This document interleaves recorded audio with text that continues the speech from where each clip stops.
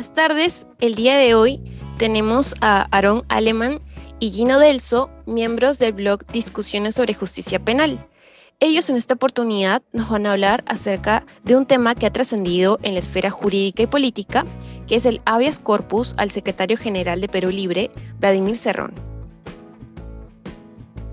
Buenas tardes con todos, muchas gracias. Bueno, en efecto, el día de hoy vamos a tocar un tema muy importante, en realidad, en el ámbito académico, el ámbito judicial y sobre todo en esta época coyuntural que estamos atravesando como país. Bueno, primero vamos a referirnos al habeas corpus, ¿no? El habeas corpus es un proceso constitucional que protege al derecho a la libertad personal y derechos conexos. Dentro de estos derechos conexos podemos encontrar el derecho a la motivación de las resoluciones judiciales, que es un derecho y un principio constitucional de la función jurisdiccional. El Tribunal Constitucional, en varias sentencias, ha hecho hincapié que el derecho a la motivación de las resoluciones judiciales implica que los jueces deben motivar, deben exponer, están obligados a sustentar cuál es por qué motivo o por qué consideraciones ha tenido para resolver uno o de otro modo un caso en particular. Sin embargo, también el propio Tribunal Constitucional ha referido pues que no se trata de una tercera instancia. El juez constitucional tiene que verificar aspectos exteriores de la motivación de las resoluciones judiciales sin entrar al fondo del asunto. Esto creo que tiene dos dimensiones. Una, que no se puede valorar los medios probatorios que correspondería al juez de la causa, al juez ordinario, y sobre todo si se declara nula una sentencia, es porque el juez constitucional verificaría que ha existido un vicio en la motivación de las resoluciones judiciales. Para ello, el día de hoy estamos contando como invitado al doctor Juan Sánchez Córdoba, que es maestro en razonamiento probatorio de la Universidad de Girona y la Universidad de Génova. Además, también cuenta con estudios de maestría y mención en ciencias penales en la Universidad Nacional Mayor de San Marcos. Es abogado de la misma universidad. Ha publicado diversos artículos y sobre todo tiene una producción muy interesante respecto a la prueba prohibida, la nulidad de los actuados procesales. En todo caso, doctor Juan Sánchez, le doy la bienvenida al programa y permíteme hacerle una pregunta. ¿Por qué, en su experiencia, considera que existen fundamentos en la sentencia del habeas corpus a favor de Vladimir Cerrón que podría llevarnos a la nulidad de su condena, teniendo en cuenta que esto ya forma parte de la cosa juzgada? Muchas gracias por la invitación a ti, Gino, y a la institución que lleva a cabo este espacio. Y bueno, como tú ya bien lo has referido, el habeas corpus es una institución bastante particular, ¿no? Entonces no se puede sobreponer a lo que es la instancia, a lo que la justicia ordinaria ya ha realizado, a menos de que haya un agravio que tenga que ver con un derecho fundamental, de repente un tema que tenga que ver con el núcleo esencial de algunos derechos, y como has referido, uno de ellos es el de la motivación. Otro podría ser el derecho de la prueba, varias sentencias que se han referido sobre eso. Pero en este caso, lo que está en juego, lo que está en análisis, es el tema de la motivación. Y sobre eso ya ha habido sentencias anteriores. Ahora, no quiere decir, como tú bien lo has dicho, que esta sea una tercera instancia. Son muy raros los casos en los cuales se encuentra declaraciones de fundabilidad de ese tipo de alegaciones. Pero sí han habido. Lo hemos visto en el caso de Yamoja, la famosa sentencia 728-2008, o también en los casos de Avencia Mesa. Y cito estos casos, el primero, porque te da una tipología de cuándo estamos frente a una falta de motivación, y el segundo, porque te da la pista exacta de cómo se debe analizar el razonamiento probatorio a efectos de la motivación para determinar, pues, ¿no?, si es que ha habido una vulneración o no. Y estas dos sentencias son importantísimas. Ya han sido citadas, pero a mi parecer ha habido un pequeño error en la resolución que me comentas, ¿no? Y es justamente que la misma sentencia ha caído en lo que es una motivación aparente. Y lo digo por lo siguiente, porque la imputación contra esta persona versa sobre el ánimo que tiene de enviar un documento a una institución internacional. Y esto es el núcleo para determinar si es que ha habido o no un interés indebido dentro, que es un elemento del tipo de negociación incompatible, artículo 399 del Código Penal. Es el núcleo de toda la discusión que ha habido en primera y segunda instancia y que se refleja en esta sentencia de habeas corpus. Pero, en vez de analizar en concreto esto, lo que hace la sentencia de habeas corpus es decir, primero, de que esta persona, el beneficiario, no firma el contrato, y luego señala de que el Ministerio Público no tuvo en cuenta esto. O sea, se sale del ámbito de discusión. Cuando el juez se sale del ámbito de discusión en su resolución, ¿en qué vicio cae? En una motivación aparente. Entonces, acá se podría discutir eso, que podría haber habido esto, y eso se va a tener que analizar cuando esto vaya a la instancia superior, a la sala superior. Otra cosa es de que la sentencia señala de que no ha habido una contestación acerca de los elementos probatorios a favor del imputado. Pero no te dice cuáles son. Tampoco te dice cuál es la importancia probatoria de esto. Entonces, ahí también estamos ante una justificación bastante laxa, bastante baja, y que también va a ser necesariamente materia de análisis. Y es que lo que pasa es que un elemento como este, el elemento de el interés indebido, tiene que ser analizado, o puede ser analizado de dos distintas formas. O lo analizas de una forma objetiva a través de indicios, o buscas la acreditación del elemento subjetivo. Pero en ambos casos va a partir, para hacer ello, se tiene que analizar tres cosas. Primero, ¿de qué hechos partes? Los hechos bases.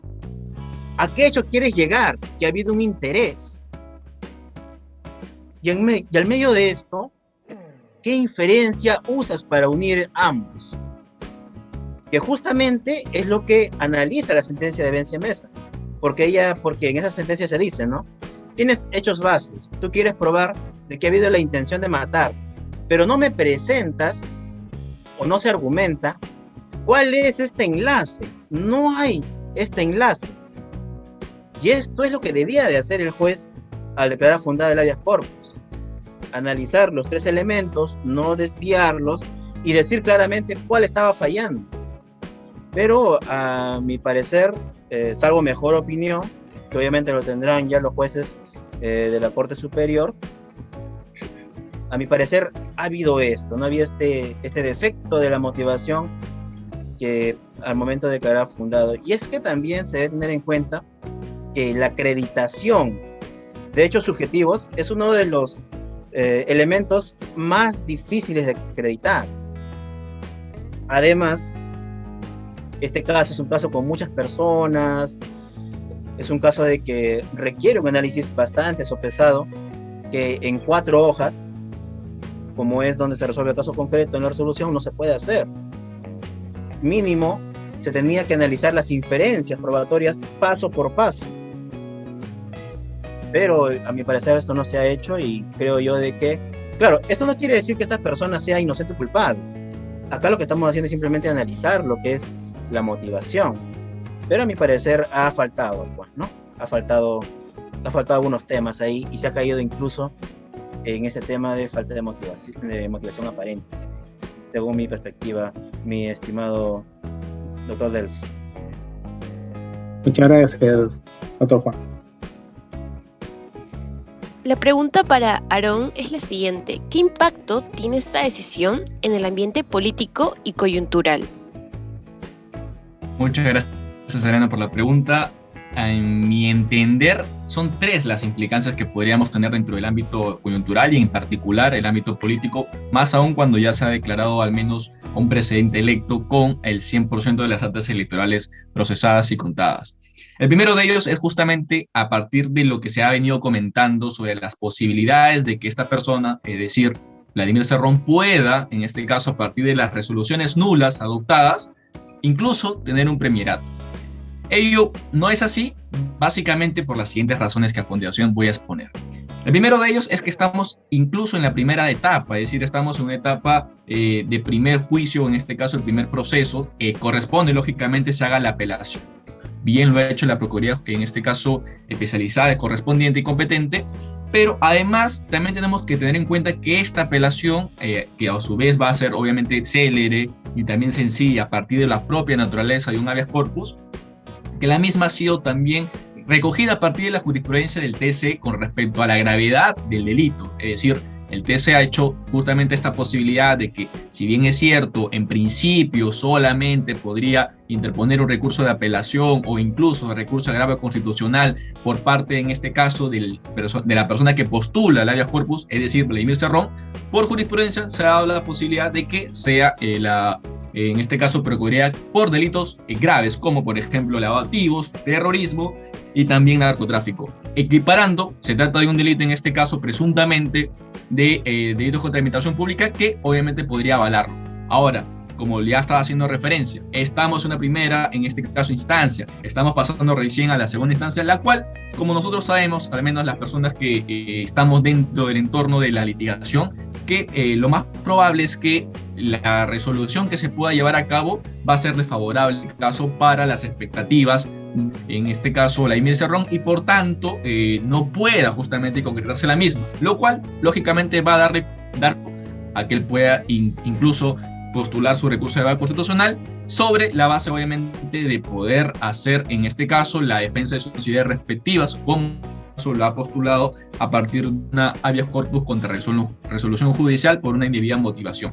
Eso por un lado, es decir, no es que finalmente a partir de lo decretado por esta resolución del habeas corpus es que inmediatamente le da pie a en este caso a Vladimir Cerrón para que pueda ocupar un cargo dentro de la presidencia que va a ocupar a su vez, en este caso el candidato de Perú Libre, Pedro Castillo, ¿no? Ahora, sobre lo segundo, que es el segundo impacto, al menos a mi modo de vista, es que ha generado una polémica en torno justamente a señalar o imputar al candidato electo con, en este caso, organizaciones criminales o incluso también con personas allegadas a la corrupción o delitos contra la administración pública, lo cual obviamente no estamos en la capacidad de señalar si es que son culpables o no, pero ya se genera justamente este alineamiento, al menos a partir de la visión que tenga la población sobre el candidato, en este caso Pedro Castillo.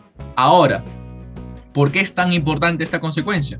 Porque lógicamente le va a tener que en su oportunidad llevar a cabo el análisis también a partir de lo que considere respectivo, a partir también de lo que pueda sostener su equipo técnico, para hacer el deslinde, porque lógicamente no le va a hacer bien y tampoco es saludable para, en este caso, la coyuntura nacional y sobre todo para una gobernabilidad sostenida y de buen gobierno con transparencia, que se pueda tener justamente cuestionamientos, irregularidades y personas investigadas por este tipo de delitos graves.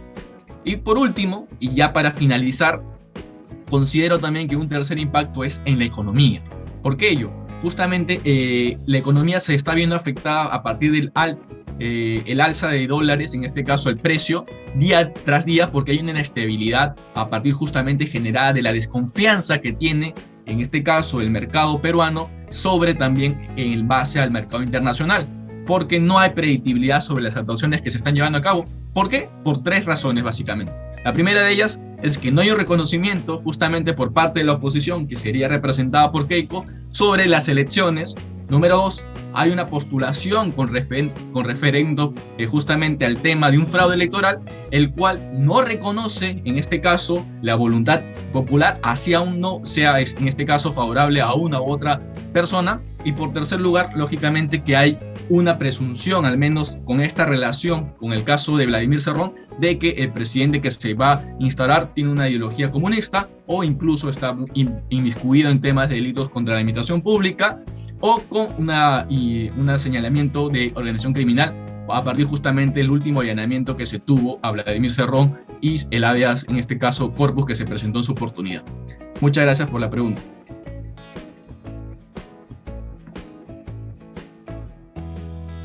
Bueno, también hay que tener en cuenta un aspecto muy importante, ¿no?, que tiene relación con el ámbito político.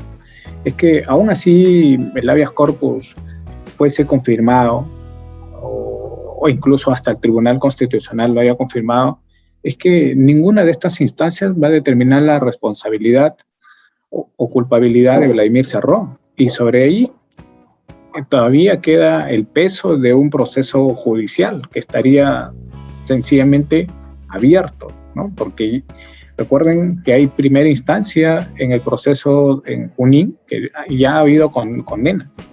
Entonces, lo que ha declarado nulo el habeas corpus en realidad es por una supuesta indebida motivación, pero ello no quiere decir que haya determinado la inocencia de Vladimir. Entonces, siempre estos temas judiciales, obviamente en cualquier escenario político, siempre pesa, ¿no? Siempre pesa para tomar decisiones, incluso para ocupar cargos o cargos de confianza trascendentales, como sería pues un cargo político de primer ministro o incluso ministro o parte de la cartera ministerial, ¿no? Muy bien, bueno, nuevamente quiero agradecerle al doctor Juan Sánchez, que ha tenido que retirarse por motivos de su recargada agenda. Le agradecemos nuevamente por su tiempo que nos ha brindado y sobre todo habernos aclarado muchísimo y de gran importancia sus apreciaciones. Muchas gracias, gracias a ustedes. Gracias con todos.